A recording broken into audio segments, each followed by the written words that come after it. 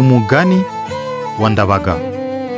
Muze mbacire umugani, babambuze umugani, nuzava ikantarange azasanga ubukombe bw'umugani buziritse ku muganda w'inzu.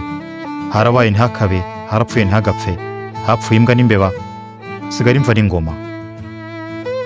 Kera habayeho umukobwa yitwaga Ndabaga.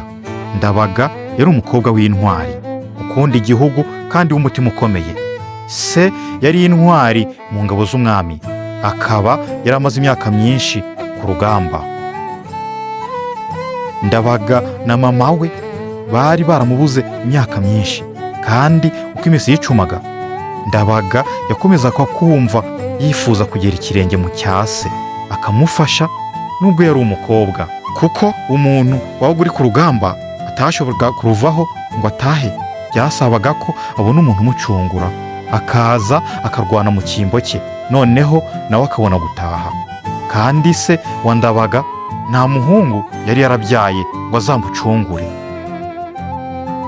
Icyo gihe mu Rwanda ntibyari byemewe ko umukobwa ajya mu ngabo, ariko Ndabaga ntiyacitse intege.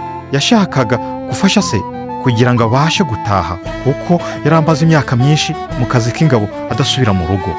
Umunsi umwe Ndabaga afata umwanzuro uhamye, afata icyemezo cyo kujya aho ingabo z'umwami ziri, maze agenda yambaye nk'umusore, apfuka umusatsi we kugira ngo ntibamenye ko ari umukobwa.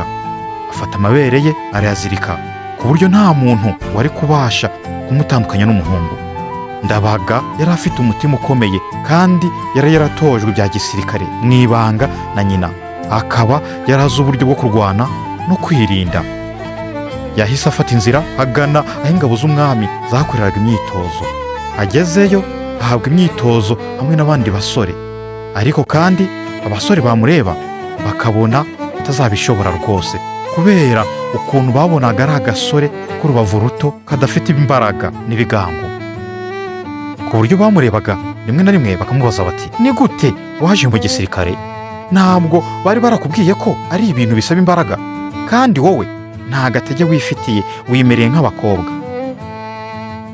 Ubwo Ndabaga yabategaga amatwi akisekera, gusa bwa mbere babimubwira yikanzemo, abanza gukeka ko bamuvumbuye, ariko kandi yari azi icyo ashaka.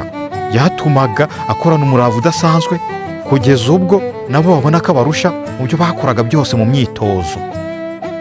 Kubera ubutwari n'imbaraga zidasanzwe yagaragazaga, byatumye akundwa n'abasirikare bagenzi be, ndetse n'abayobozi b'ingabo batangazwa n'ubuhanga bwe n'umutima w'ubwitange yagiraga.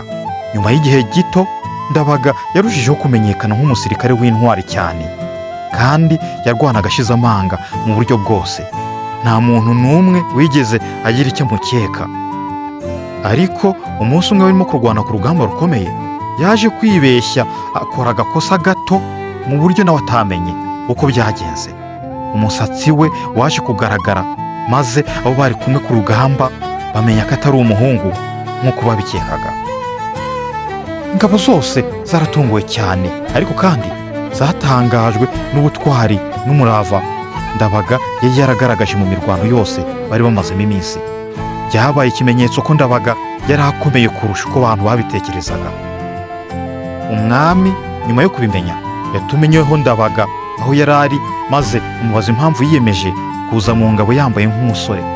Ndabaga yabwiye umwami ukuri, amubwira uko yababajwe no kumara imyaka myinshi atabona se, muri make se yibera ku rugamba atagaruka mu rugo. Nuko yafashe icyemezo cyo kwinjira mu ngabo kugira ngo abashe kumusimbura, maze abone gusubira mu rugo. Umwami yarahagurutse ashima Ndabaga cyane kubwo kwitangira igihugu, kandi ahita ategeka ko se asubira mu rugo, kuko yari abonye umuntu umusimbura mu mirimo y'icyubahiro yari amazemo imyaka myinshi akorera igihugu.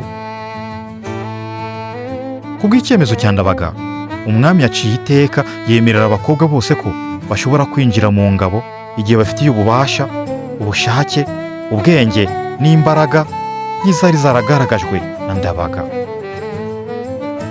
Ndabaga yabaye ikimenyetso cy'ubutwari mu gihugu cyose. Abantu baramwubaha, kandi bagenda bamwigiraho ko ubutwari atari ubw'abagabo gusa, ahubwo ko uwo ari we wese ubishoboye wifitemo umurava n'umutima ukunda igihugu ashobora kuba intwari.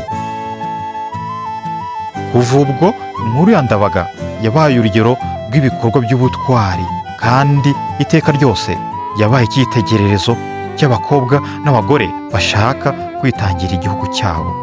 Iyi nkuru itwigisha ko ubutwari butareba igitsina, kandi ko iyo ufite umutima wo gukora ikintu cyiza ushobora gutsinda intsinzi zose ukagera ku ntego zawe nk'izo Ndabaga yerekanye. Ndabaga yerekanye ko abategarugori bashobora kwitangira igihugu kimwe n'abagabo.